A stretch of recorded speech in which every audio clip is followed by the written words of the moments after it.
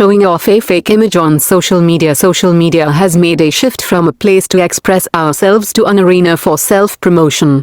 The internet itself is just a mirror of what our society has evolved into. These days we are increasingly concerned with ourselves and what we need. Living like this puts people under constant pressure to perform and compete. Because of this stress, we forget that what we really want is for people to remember us for who we were, not for what we did. The 3 lessons for self-improvement. Here are the 3 most significant lessons about becoming a better person. The world today emphasizes too much of the me extrovert inside of us, but things used to be different. We have lost the connection with the moral values that bring us true happiness. To find real character, acknowledge your flaws, and throw away your pride. The 2 personalities. Each of us is filled with 2 competing personality types, called Adams. Adam I is the part of us that focuses on the external.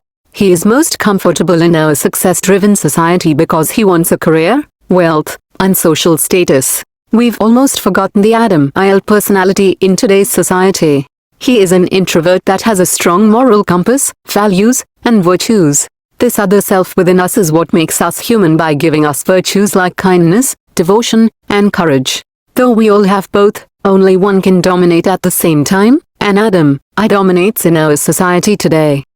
Accomplish anything mindset instead of using principles such as integrity, commitment, and kindness to lead our actions. Nowadays, we increasingly follow our desires wherever they lead us.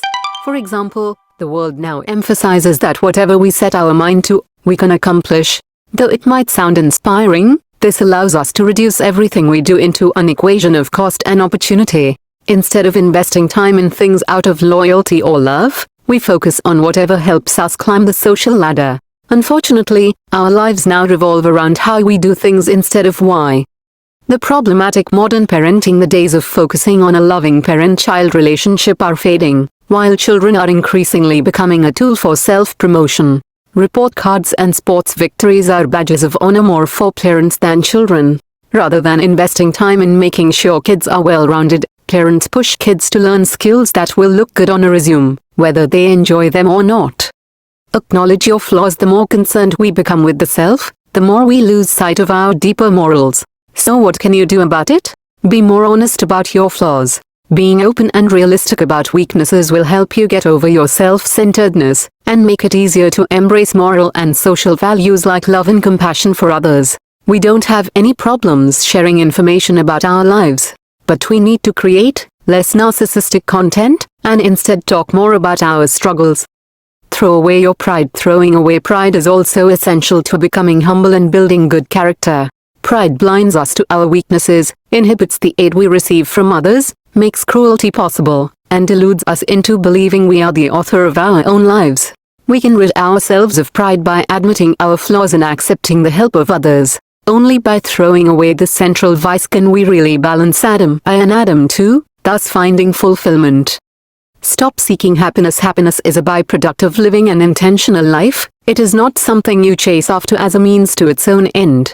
We need to engage in a lifelong conversation with ourselves, constantly negotiating our weakness with moral fortitude as our leverage. The Humility Code. The Humility Code consists of certain principles that guide us towards moral uprightness.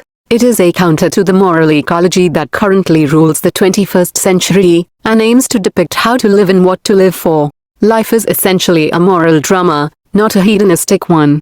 Live for holiness, not happiness. Humility and pride. When engaging with our sins, we need humility. Humility is our greatest virtue because it accurately depicts human nature relative to the seemingly infinite universe. Alone we are the underdogs against our sins. Humility reminds us of this. Pride is a central vice.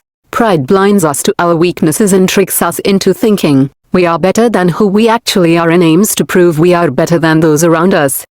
Virtue and character. If our physiological needs are met, our next focus must be to fight for virtue. The struggle against sin and weakness is not to win, because that is not possible. It is to get better at waging it. Become willing to take part in an unwinnable battle. We build character. Over the course of our lives, we can become more disciplined through acts of self-control. By gradually incorporating the marks of good character in our lives, we can habitually develop consistency and dependability.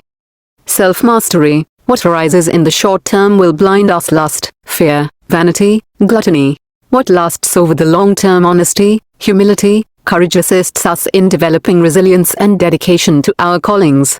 Character allows us to pursue a task that we know will outlive our morality. No person can achieve self-mastery on his or her own. It takes a strong person to admit that our journey cannot be made alone. We need outside assistance.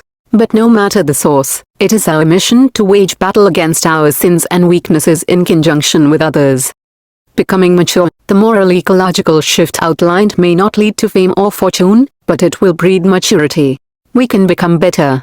Better is based solely on where we used to be and is not measured through comparison with others.